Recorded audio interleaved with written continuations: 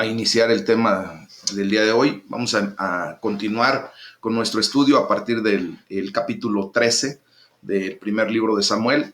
Y pues a modo nada más de recordatorio de lo que vimos el día de ayer, quiero hacerles mención de que Samuel pues hizo recordar al pueblo que Jehová Dios nunca les falló y nunca nos ha fallado. Y aunque ellos no estaban conforme a la situación, demandaron un rey. Y bueno, pues así Dios les dio un rey, ¿verdad? Ayer y anterior lo estuvimos viendo, pero exige Dios que ambos, el rey y el pueblo, en una condición real, les sigan, que verdaderamente estén rendidos a los pies de Dios. Y es por eso que el tema central prácticamente del primer libro de Samuel, pues viene entre los versículos 14 y 15 de primero de Samuel 12. Dice, si temieran a Jehová y le sirvieran y oyeran su voz y no fueran rebeldes a la palabra de Jehová, y si tanto sobre ustedes como el rey que reina sobre ustedes sirven a Jehová su Dios, harán bien. Mas si no oyen la voz de Jehová, y si fueran rebeldes a las palabras de Jehová, la mano de Jehová estará contra ustedes como estuvo contra sus padres. Pues realmente nos da a entender perfectamente bien que cuando nosotros nos alineamos a los preceptos, a los estatutos de Dios, pues vamos a estar viviendo de una manera correcta, porque para eso fuimos creados, mis amados. Es como un vehículo, o voy a poner el ejemplo de un tren. Un tren tiene mucha capacidad, tiene mucha fuerza, puede arrastrar una cantidad increíble de toneladas de peso, pero tiene que ajustarse a límites, y esos límites propiamente pues son las vías del tren. No puede ir ni a derecha ni a izquierda, sino simplemente sobre los rieles.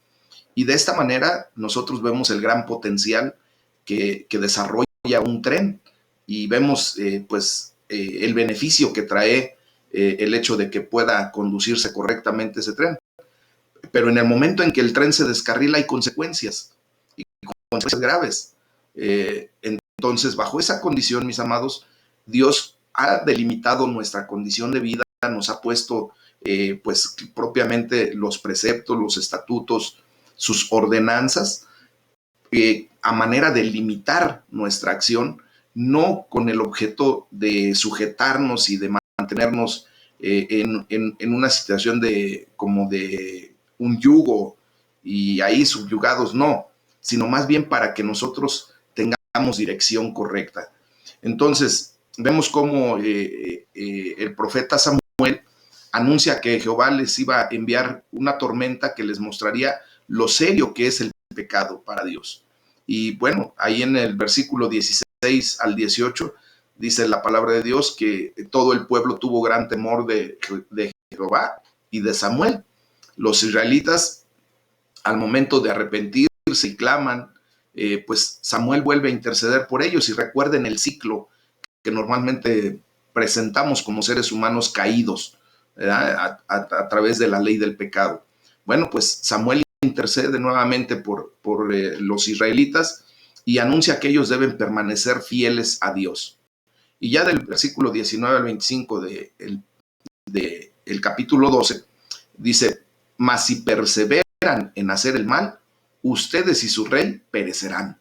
Son declaraciones, mis amados, que deberíamos de tener y de tomar muy en cuenta, porque si nosotros perseveramos en hacer el mal, tarde que temprano nos vamos a dar cuenta pues de la triste realidad que hemos de vivir, y pues de alguna manera siempre nos estamos dando cuenta de las consecuencias nefastas que tiene uno que pagar por el pecado. Bueno, ahora vamos a empezar ya en forma con el capítulo número 13 del primer libro de Samuel, y aquí pues se nos narra acerca de la lucha que Saúl sostiene contra los filisteos. Viene una condición muy específica en donde pues vamos a ver cómo Saúl primeramente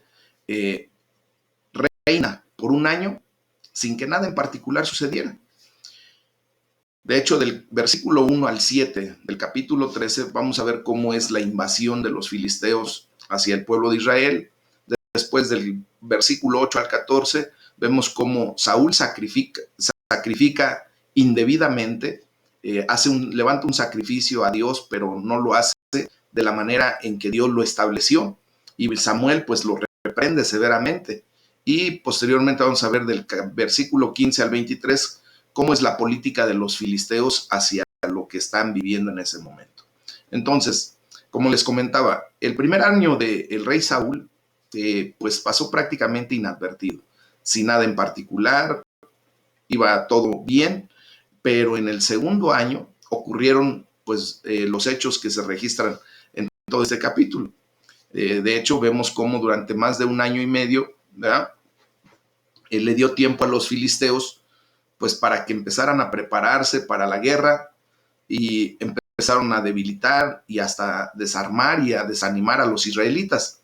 Bueno, cuando los hombres, fíjense bien, cuando el ser humano crece en una autosuficiencia, pues a menudo esta autosuficiencia nos lleva a la necedad.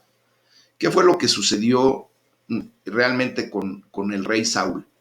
El primer año, como vio que pasó y transcurrió en bonanza, sin ningún problema, sin ninguna vicisitud, pues pensó que estaba reinando de lujo. Pero él no se dio cuenta de que propiamente venía el arrastre, por así decir, de lo que el profeta Samuel había provocado cuando oró a Dios y Dios perdonó en ese momento y viene una temporada en donde Dios permite que el pueblo esté tranquilo, ¿verdad? Que no haya ningún problema.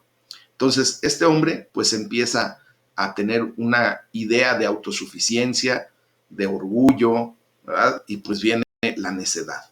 Entonces, vemos que las ventajas principales de los enemigos pues derivan de la mala conducta de las personas que de alguna manera nos declaramos confesos delante de Dios. Y en este momento, pues el pueblo de Israel técnicamente se sentía libre, se sentía sin pecado, se sentía sin culpa, puesto que había pedido que el profeta Samuel intercediera por ellos y así lo hizo. Bueno, cuando por fin el rey Saúl hizo sonar la alarma, pues en primera ya era un poco tarde y en segunda, pues el pueblo no fue a él. El pueblo desertó rápidamente. ¿Y por qué? Pues porque ya empezaba a estar insatisfecho con la administración que estaba llevando el rey Saúl. Y también, pues estaba aterrorizado por el poder del enemigo. De alguna manera estaban como que se habían echado a dormir en sus laureles, se habían como que conformado por todo lo que estaban viviendo en bonanza y no se dieron cuenta de que el pueblo filisteo ya estaba preparándose para una guerra.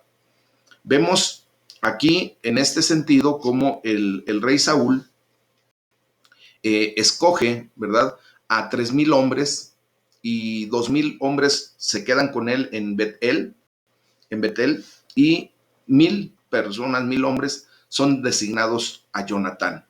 Y esa es la primera de las iniciativas de Jonatán en contra de los filisteos. Jonatán ataca a los filisteos e hizo, pues, como dice la palabra de Dios, abominable a los filisteos delante de Dios. Esto hizo que el pueblo se juntara nuevamente en pos de Saúl allí en Gilgal. Pero bueno, vamos a ver cómo el pueblo de Filistea se prepara realmente para atacar a Israel. Imagínense de qué magnitud estamos hablando en referencia al gran ejército de los filisteos que solamente tenían 30,000 carros de combate y tenían 6,000 hombres a caballo. Había un pueblo numeroso, dice la palabra de Dios, como la arena del mar. Entonces eso provoca un gran temor al pueblo de Israel. Ellos de inmediato empiezan a esconderse en cuevas, en fosos, en peñascos, en rocas, en cisternas, en donde fuera. De hecho, algunos hasta cruzaron el Jordán y Saúl se quedó allí en Gilgal. Bueno, Ahora, posteriormente, ya vamos a empezar a ver a partir del versículo 8 hasta el 14, pues cómo el rey Saúl peca. ¿De qué manera peca? Bueno, primero, el pueblo de Israel espera 7 días por la llegada de Samuel, y Samuel no llega. Entonces, en esa desesperación, pues Saúl mismo ofrece los sacrificios. Él ofreció sacrificios y ofrendas de paz. También ofreció holocaustos. Y debemos notar aquí algo muy especial. Saúl no era sacerdote, ni siquiera era de la tribu de Leví. Por lo tanto, él no tenía ningún derecho, aún siendo rey, aún habiendo sido ungido como rey, no tenía ningún derecho de hacer lo que hizo. Eso lo podemos retomar del capítulo 8 del libro de Levíticos o el capítulo 12 del libro de Deuteronomio. Él no tenía ningún derecho de haber levantado por sí mismo el sacrificio a Dios. Entonces, fíjense bien lo que dice. Bueno, lo que sucede al violar Saúl la orden expresa de Samuel sobre qué hacer en casos extremos, pues Saúl ofrece sacrificios sin Samuel, y haciendo él lo mismo, aunque no era ni sacerdote, ni profeta, ni de la tribu de Leví.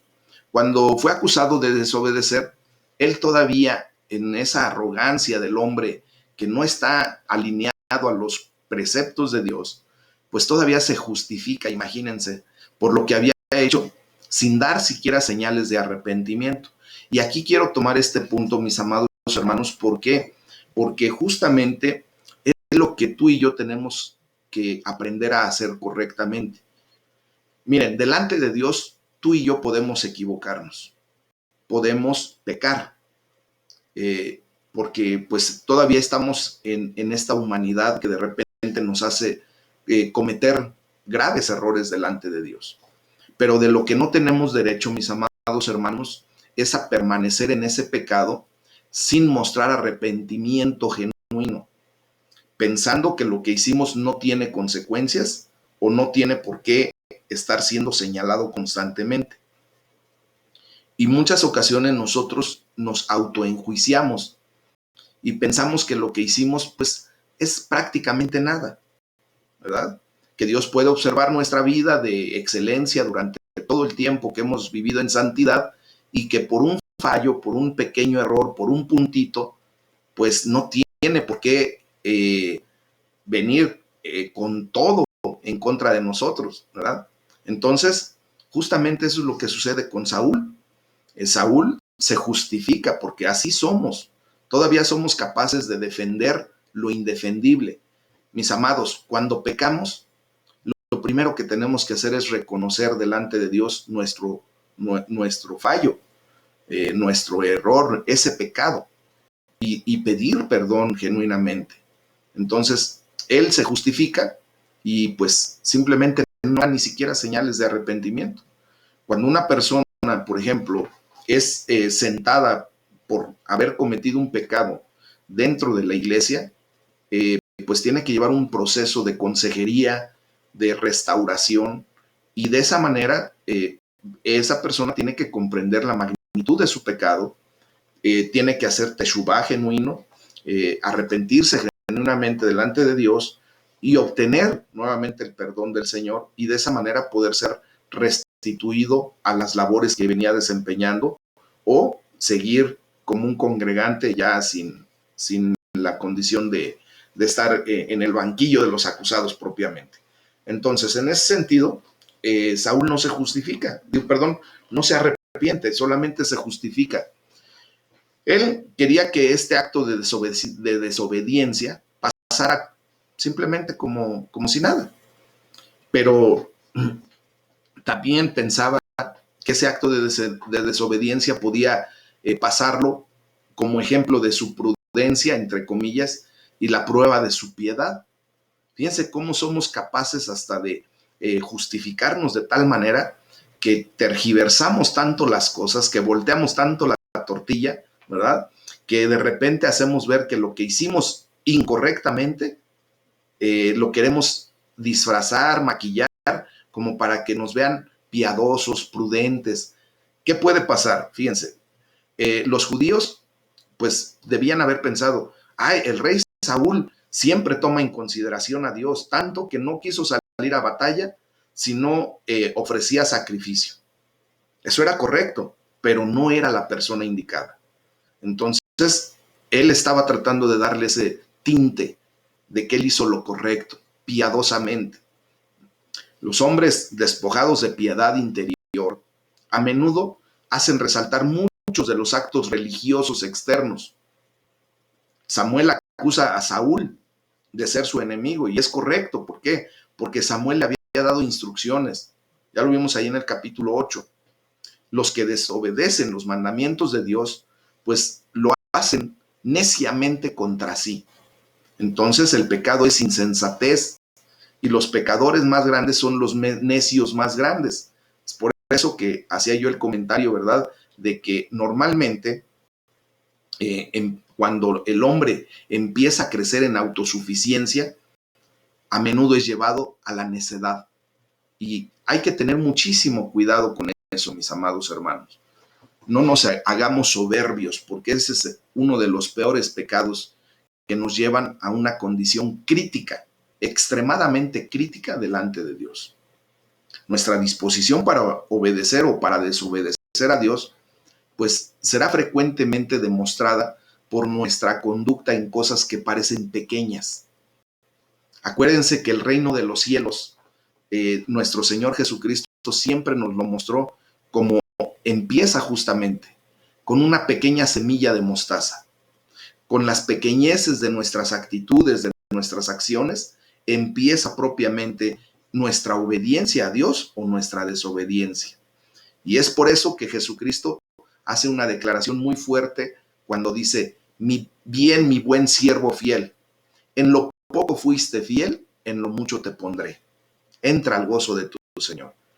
¿Qué está diciendo ahí nuestro Señor Jesucristo? Justamente que cuando nosotros empezamos a obedecer en las pequeñeces que nos presenta la vida y que somos fieles, que somos leales aún en lo mínimo, Dios sabe que nuestro corazón está dispuesto para obedecer grandes empresas, para obedecer esos preceptos y mandatos que demandan mucho de nosotros.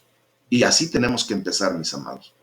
Los hombres no ven sino solamente el acto externo de Saúl, que parece pequeño, que parece que no fue nada, pero Dios ve lo que lo hizo por incredulidad primero y por desconfianza, no de lo que iba o no a hacer Samuel, sino lo ve como la desconfianza que muestra Saúl a la providencia divina. De modo que Dios, imagínense que lo vio con desprecio, o sea, vio que Saúl despreció su autoridad, la autoridad propia de Dios, y que, perdón, despreció hasta la justicia divina. Y con rebelión, ¿verdad?, contra la luz de su propia conciencia, pues simple y sencillamente vino a hacer lo que bien le pareció y no lo que Dios le ordenó. Dios le ordenó que esperara. Y fíjense cómo aquí también se nos muestra que Dios tiene los tiempos perfectos, mis amados hermanos. Nosotros somos muy desesperados. Nosotros queremos que las cosas se hagan en relación a nuestras ideas, a nuestros tiempos y bajo nuestras condiciones. Y pues, desgraciadamente, para el ser humano esto no debe ser así. Y no puede ser así. Dios siempre nos va a llevar muchas ocasiones al límite para estar probando nuestra fidelidad, nuestra fe y sobre todo nuestra entrega a ese Dios. Y pues, bendito sea nuestro Salvador, ¿verdad? Nuestro Señor Jesucristo. Pidamos que nunca llevemos nuestras pobres ofrendas o nuestras supuestas ofrendas de paz sin mirar primeramente el perfecto sacrificio de nuestro Señor Jesucristo, el que fue completamente suficiente, y que sea solamente Dios, ¿verdad?, viendo la sangre de Cristo, la gracia de Cristo, el mérito de Cristo en lo que hacemos para agradar a Dios, ya que solamente Él puede hacer. Él es el único que ha hecho nuestra paz, ha hecho la reconciliación entre Dios y nosotros por medio de la sangre en la cruz del Calvario. Y ahí tenemos nosotros la bendición. Y esto es lo que pues Saúl no comprendió y por eso hizo a su bien parecer. ¿Ah? Después vamos a ver cómo la condición de, ¿cómo se llama? De lo que viene a ser propiamente la política de los filisteos cuando ya tuvieron poder. Del versículo 15 al 23, vemos cómo no solo impidieron que el pueblo de Israel fabricara armas de guerra, de hecho los desarmaron completamente y les impidieron que fabricaran más armas de guerra. Además, los obligaron a depender de sus enemigos hasta para los instrumentos de labranza. No sé si ustedes han visto que las costas de guerra, pues siempre se le cobran al país perdedor, ¿verdad? Por ejemplo, cuando se rinde Alemania y aún Japón en la Segunda Guerra Mundial, después del evento muy crítico de las bombas de Hiroshima y Nagasaki, se declara el fin de la guerra, pero al pueblo de Alemania le cobran unas costas increíbles. De hecho, provocaron que los alemanes no pudieran volver a producir armas durante mucho tiempo, igual que los israelitas vivieron la situación contra los filisteos. Y de hecho, los alemanes tuvieron mucho tiempo en que no podían ellos hacer uso de metal para fabricar hasta sus propios instrumentos de trabajo. Bueno, vemos aquí cómo la política de un país que invade a otro, que lo vence, pues se expresa luego. ¿Por qué? Porque lo quieren subyugar, lo quieren mantener siempre pisoteado, ¿verdad? Para que no se vuelva a levantar. Y la verdad es que vemos en este capítulo qué poco político fue Saúl, ¿verdad? No tenía la expertise, no tenía la pericia, puesto que al comenzar su reinado, pues no tuvo a bien arreglar toda esa condición. La falta del sentido verdadero siempre acompaña a la falta de gracia. Saúl solamente se miraba en su propia condición y no veía la necesidad que tenía de Dios. Recuerden que él era de hombros para arriba, tenía un tamaño grande, su cabeza era de hombros para arriba en respecto al promedio de los demás. Se sentía fuerte, vigoroso, bien parecido, sentía que todo el mundo le tenía que rendir pleitesías. Y bueno, vemos entonces cómo los pecados que nos parecen muy pequeños, pues tienen consecuencias muy peligrosas. La poca política o el poco sentido de política de Saúl, pues lo llevó a su arrogancia y eso lo llevó pues simplemente a no buscar verdaderamente la presencia de Dios. Él solamente hacía las cosas para ser visto. Y muchas veces nosotros, mis amados hermanos, pues retomamos ese tipo de conductas y actitudes. Yo espero en el Señor que con todo esto que estamos aprendiendo, hagamos a un lado todo eso que nos estorba, que nos puede hacer caer en cualquier momento y que verdaderamente vengamos en humildad, reconociendo que necesitamos la dirección de Dios en todos momentos, en todo momento de nuestra vida, mis amados. Fíjense bien, podemos ver aquí cómo es miserable una nación indefensa y sobre todo una nación culpable. ¿Por qué? Porque desgraciadamente la culpabilidad del pecado es lo que más desprovee a una nación de toda la armadura de Dios. Cuando el pecado impera en un pueblo, en una nación, en una comunidad, pues obviamente la armadura de Dios no opera y nos volvemos frágiles, nos volvemos indefensos. Y entonces es por eso que el enemigo viene y destroza, pero increíblemente. ¿Qué tenemos que hacer, mis amados? Retomar lo que Samuel pugnó en todo momento por hacer, que era que el pueblo de Dios se volviera nuevamente a Dios. Hoy es el llamado de nuestro Dios Todopoderoso a todos nosotros a volvernos nuevamente a Él. Si hemos cometido pecados, si hemos cometido fallos, amados, en Cristo tenemos a nuestro abogado, al intercesor, al que está en este momento orando por nosotros.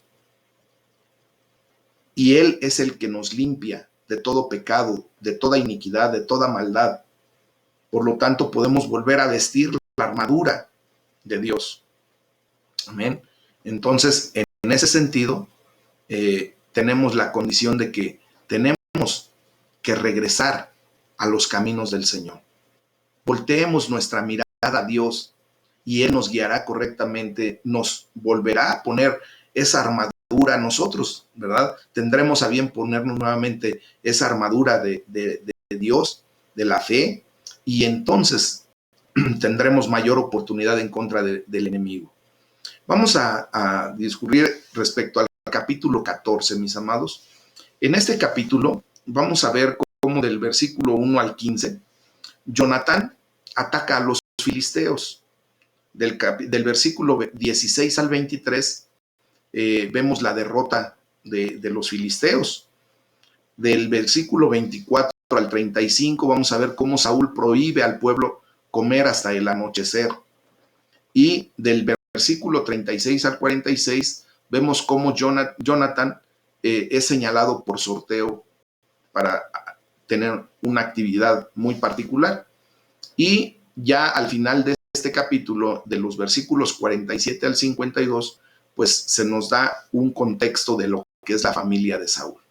Bueno, pues vamos a ver esta situación en donde vemos del capítulo 1 al 15 cómo Saúl parece haber estado muy perdido en su condición y de hecho era incapaz de ayudarse a sí mismo. Nosotros aquí debemos considerar, hermanos, cómo nunca pueden considerarse a salvo quienes se ven fuera de la protección de Dios. Cuando tú y yo sentimos que Dios no está con nosotros, pues en ese sentido y de inmediato, ¿verdad? Pues no podemos considerarnos a salvo. Tenemos que verdaderamente estar en la presencia de Dios. Dice la palabra de Dios que al que habita bajo la sombra del Altísimo, al que habita en ese sentido, en una condición donde Dios ofrece su protección, pues nosotros ahí estamos a salvo, ¿verdad? De otra manera, pues estaremos expuestos. Y es lo que he comentado constantemente cuando pues muchos hermanos deciden dejar de congregarse. ¿Qué es lo que sucede, mis amados? Que desgraciadamente cuando se empieza uno a dejar de congregar, el alimento espiritual escasea, porque propiamente pues van pepenando lo que pueden, de a oídas, de repente prenden por ahí la televisión, ven algún video, piensan que con eso están llenando y satisfaciendo su necesidad espiritual, pero no es así. Dios estableció que nos congregáramos porque justamente en el seno familiar, en medio de la congregación, nosotros tenemos no solamente provisión en cuanto a alimento espiritual, sino también tenemos protección. Estamos en donde los dones y talentos que Dios ha dado a su iglesia se ponen de manifiesto, se desarrollan y por lo tanto esos dones y esos talentos vienen a ser para nosotros el cuidado y la protección que Dios ofrece y nos da. Cuando sale alguien de la protección, de esa cobertura y empieza como llanero solitario, pues se pone a merced del enemigo. Una presa, simplemente cuando se aísla de la manada, queda tan exageradamente expuesta a su cazador que es presa fácil.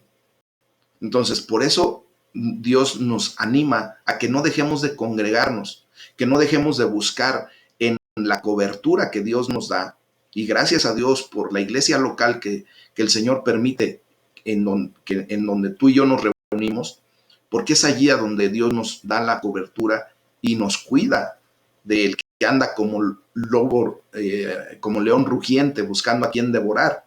Entonces, es eso, mis amados. Fíjense bien, Saúl manda en busca de un sacerdote y también dice, tráiganse el arca. ¿Por qué? Porque es lo externo, lo que él estaba buscando. Y de esta manera, Saúl espera arreglar las cosas con el Todopoderoso, por medio de una forma parcial. Y aquí tengo que hacer énfasis en que la obediencia a medias, mis amados hermanos, es rebeldía. Tú y yo no podemos alegar obediencia cuando hacemos las cosas parcialmente, cuando hacemos las cosas a nuestra manera o como queremos. Cuando tú lo haces de esa manera, simplemente estás demostrando rebeldía.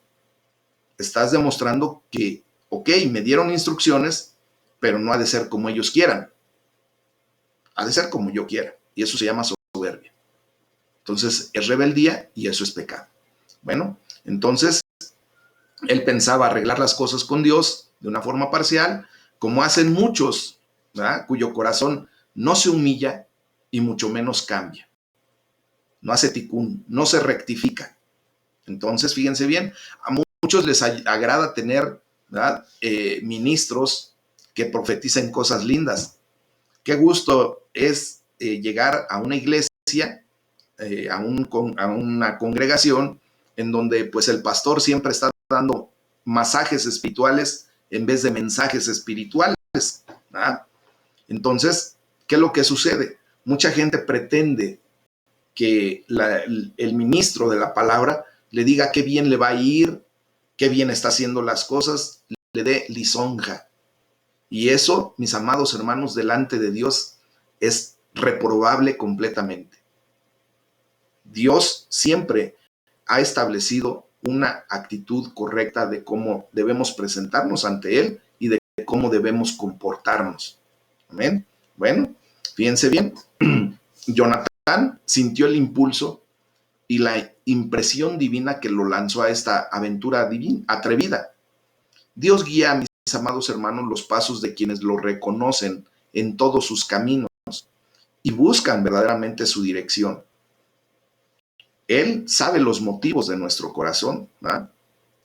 Y verdaderamente Él sabe si tú le estás siguiendo por quién es Él o nada más lo estás siguiendo para la vanagloria, para que puedas decir, es que yo sigo a Dios, pero tu corazón está lejos de Él. Eso no debe ser. Miren, a veces encontramos más consuelo en lo que no es tanto nuestra obra, puesto que hemos sido llevados a ello por las vueltas inesperadas de la vida, ¿verdad? Pero bien planeadas por la providencia divina. ¿Cuántas veces hemos recibido ustedes y yo bendición de parte de Dios por cosas que de alguna manera, ¿verdad?, se han venido a dar sin que nosotros hayamos hecho nada? No hayamos puesto ni tantitito esfuerzo para lograr algo que Dios ya había provisto divinamente para nuestras vidas. Bueno, Jonatán lo ve de esa manera, pero el pueblo de Israel no. Y en ese sentido hubo pánico en la guarnición. Y fíjense bien cómo se le dice el temblor de Dios, lo cual significa no solo un gran temblor, que no pudieron resistir ni razonar para ponerle fin, sino que vino repentinamente de la mano de Dios. O sea, el que hizo el corazón también sabe hacer temblar al corazón. Esa es la profecía que había dado el profeta Samuel, ¿verdad? Entonces, en ese sentido, vemos cómo ya del versículo 16 al 23, pues los filisteos fueron puestos uno contra el otro por el poder de Dios. Y aquí se hace muy evidente que Dios es el que hace todo. Entonces, vemos cómo Saúl tenía una mayor razón para preguntar si Dios le daría autorización para hacer algo o no. Ya empezó a caerle el 20, ¿verdad? Ya cuando ve cómo Dios, a través de acciones de la providencia divina, provocan que el pueblo de los filisteos empiece a tener ese miedo, ese pavor, y los hace temblar. Y entonces, pues viene una condición de bendición para los israelitas. Pero él empieza a ver si es necesario verdaderamente considerar, preguntarle a Dios qué tiene que hacer. Pero fíjense bien que como el corazón del hombre, aun cuando sabe lo que tiene que hacer, muchas veces por su desespero, por la falta de ese don precioso que se llama paciencia, empezamos a hacer cosas equivocadas. Saúl estaba tan presuroso para combatir a un enemigo que ya estaba derrotado, que estaba caído, que no se quedó para terminar su devoción a Dios. O sea, hizo a medias las cosas, parcialmente. Muchas veces, ¿cuántas veces, mis amados hermanos, yo me he dado cuenta y me da curiosidad ver, y tengo bien detectado yo a quienes de repente va a empezar la oración, ya se dio el tema, va a empezar la oración y se desconectan y se privan de la bendición que Dios ha de derramar en medio de la oración comunitaria. Veo, por ejemplo, cómo hacemos distingo entre quién da el tema y quién no lo da. ¿Ah? Y entonces pretendemos decidir de voz de quién recibimos palabra de Dios y de voz de quién no. Y veo, por ejemplo, cómo hay hermanos que muchas ocasiones, antes de orar para ser despedidos, por ejemplo, en la congregación, se salen. Su devoción fue a medias. Hicieron todo lo correcto hasta el momento en que decidieron salirse porque ya les desespera la cosa, porque ya tienen que ir a ver los frijoles que no se les vaya a quemar, o porque tienen que ir a hacer no sé qué cosas. Quiero decirles, mis amados hermanos, que cuando se declara la bendición sacerdotal al pueblo, pues es allí donde el Señor envía bendición. Entonces tenemos que esperar hasta el final, porque si no estamos haciendo las cosas a medias. Imagínense que Saúl ni siquiera escuchó la respuesta de Dios. Por lo tanto, quiero decirles que quien cree no andará tan apurado. Tenemos que echar mano de la fe. Tenemos que poner en práctica ese don que el Señor nos ha dado de paciencia. Y si no lo tenemos, o más bien, si pensamos que no lo tenemos, oremos a Dios y que Dios ponga ese don en nuestras vidas. Pero no hagamos como siempre hacemos, mis amados. Se ha hecho como de chascarrillo el hecho de que le dice uno, y hasta lo predica uno, yo he hecho este comentario en muchas ocasiones. Le decimos a Dios, Señor, dame paciencia, pero ya, porque me urge, ya la necesito ya. No es así, mis amados. Dios ha de tratar a nuestros corazones, a nuestra condición, como Él necesita hacerlo. Entonces, quien cree no debe andar tan apurado, ni debe considerar cualquier asunto tan urgente como para no dedicar tiempo para que Dios lo acompañe. Primero tenemos que asegurarnos que Dios está con nosotros. ¿Cuántas veces tú y yo hemos declarado que no queremos dar un paso más si Dios no va con nosotros? Y eso es lo correcto. Hermanos, tú y yo tendríamos que aprender a frenar nuestra vida. Así, literal. Pararnos de lleno y decirle, Señor, yo no quiero dar un paso más si tú no eres el que me diriges. ¿Y por qué? Pues porque simplemente nos hemos dado cuenta que nuestras propias decisiones, sin el consultar a Dios, empezamos... no te preocupes, empezamos a hacer las cosas a nuestra manera. Entonces, tenemos siempre que estar buscando la presencia de Dios en nuestras vidas. Que Dios sea el que nos dirija, mis amados. Bueno, del versículo 24 al 35, fíjense cómo Saúl da una orden tan severa pero tan imprudente que lleva a tener consecuencias. Si ganaba tiempo, pues le quitaba fuerzas para la persecución. Y tal es la naturaleza de nuestros cuerpos, de nuestra condición, que el trabajo cotidiano no puede hacerse sin el pan cotidiano, sin el alimento cotidiano, ¿verdad?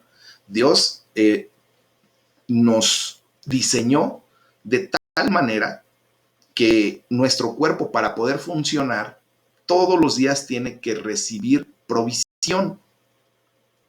Bueno, de la misma manera que el cuerpo físico necesita de esa provisión diaria, pues nuestro espíritu, nuestra condición espiritual está diseñada de la misma manera. Tenemos que aprender a recibir cotidianamente el pan o la provisión espiritual a través de la palabra de Dios, de nuestra estrecha relación con Él, de nuestra alabanza, de nuestra oración. Entonces, fíjense bien, como el cuerpo necesita del pan cotidiano,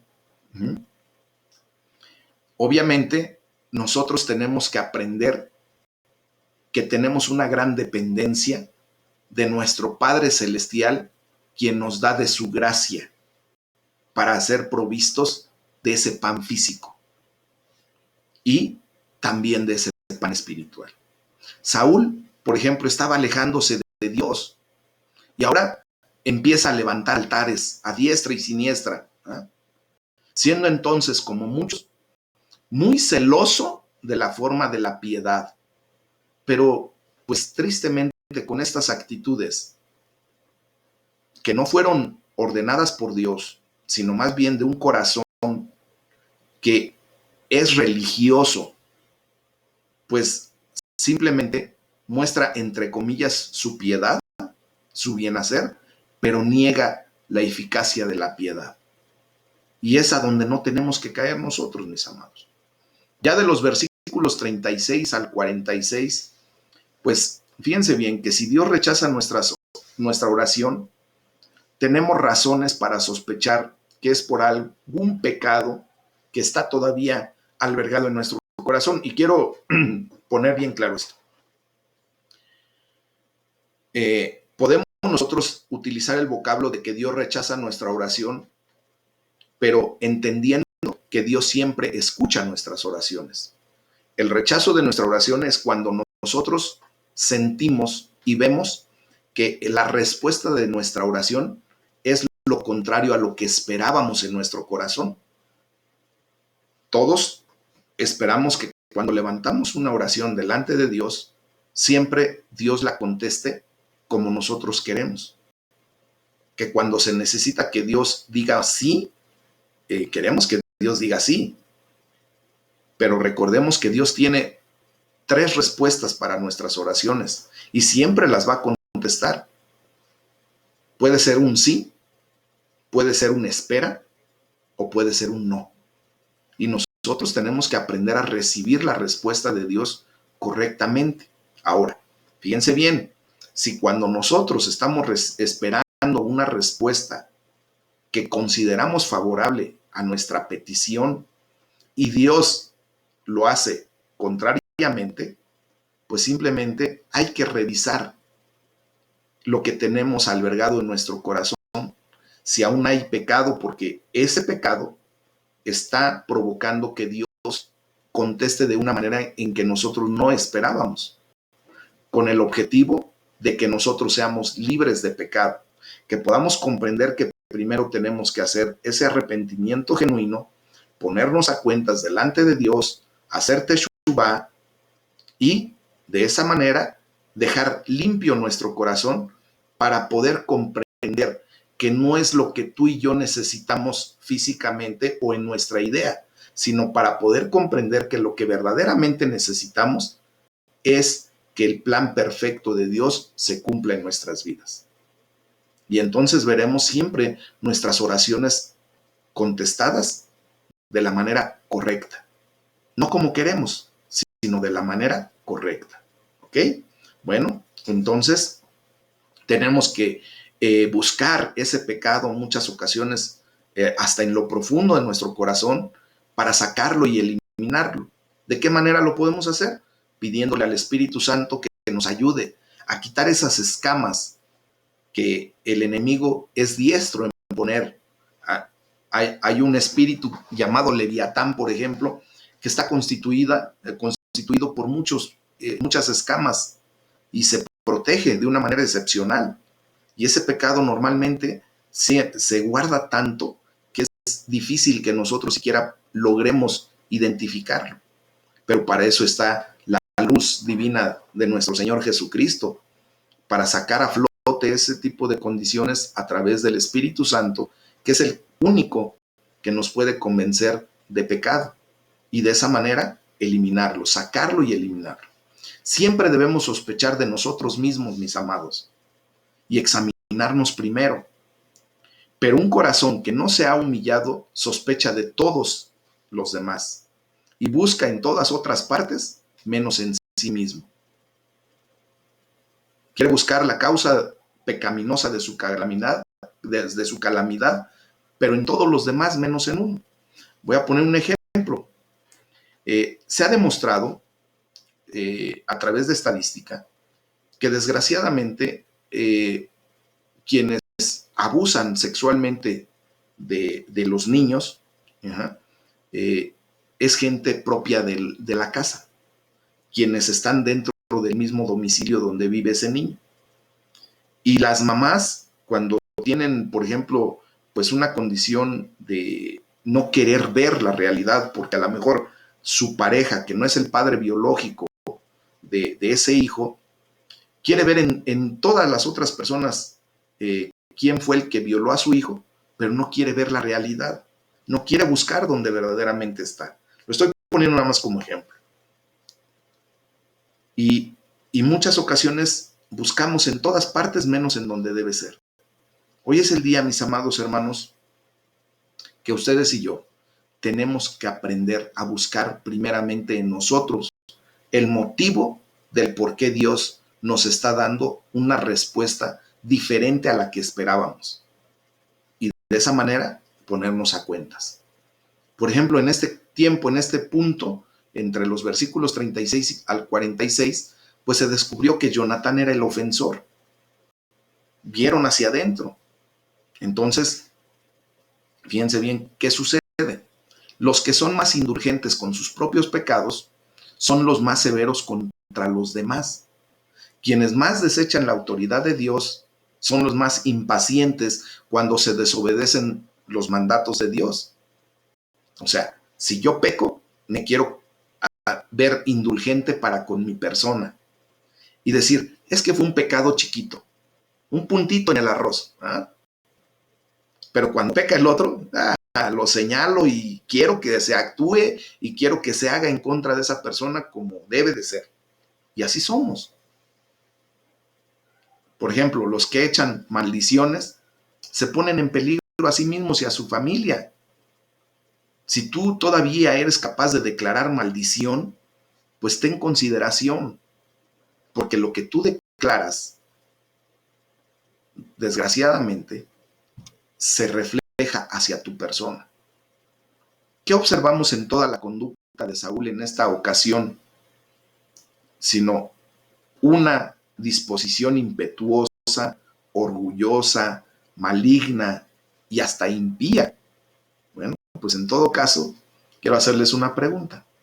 ¿No percibimos en cada caso que ese hombre, librado a sí mismo, deja ver la depravación de su propia naturaleza y que está esclavizado al más bajo de sus temperamentos? Por eso ustedes y yo tenemos que venir a ser transformados, mis amados hermanos, en nuestro carácter, al carácter de Cristo, para que no actuemos de esa misma manera. Y con esto termino. Ya del versículo 47 al 52, como les dije, pues se hace la reseña de lo que era propiamente pues la familia de Saúl. Y se hace un recuento general de la corte y de todo el campamento de Saúl. Saúl tenía pocas razones para enorgullecerse de su dignidad real. Ninguno de sus vecinos tenía causa para envidiarlo siquiera, puesto que disfrutó muy poco después de asumir el reinado. 1 año le duró propiamente el estar allí sin tener problemas. Esto nos lleva a entender que a menudo la gloria terrenal del hombre no es sino solamente un pequeño destello producido justo antes que caiga sobre ellos la oscura noche de la desgracia y de los ayes. Del ay, ¿por qué me está pasando esto? Acuérdense que un corazón orgulloso, Dios lo desecha. Y un corazón humilde siempre será arropado por Dios, siempre será salvaguardado por el Señor. Tengamos corazones humildes, mis amados hermanos. Y vamos a ver cómo la gloria de Dios se manifiesta en nuestras vidas. Hagamos a un lado todo orgullo, toda prepotencia, toda soberbia. Eso trae desgracia a nuestras vidas. Y en el nombre de Jesús hay que recibir esta enseñanza, pues para ser verdaderos hijos de Dios. Amén. Es el tema del día de hoy. Vamos a orar.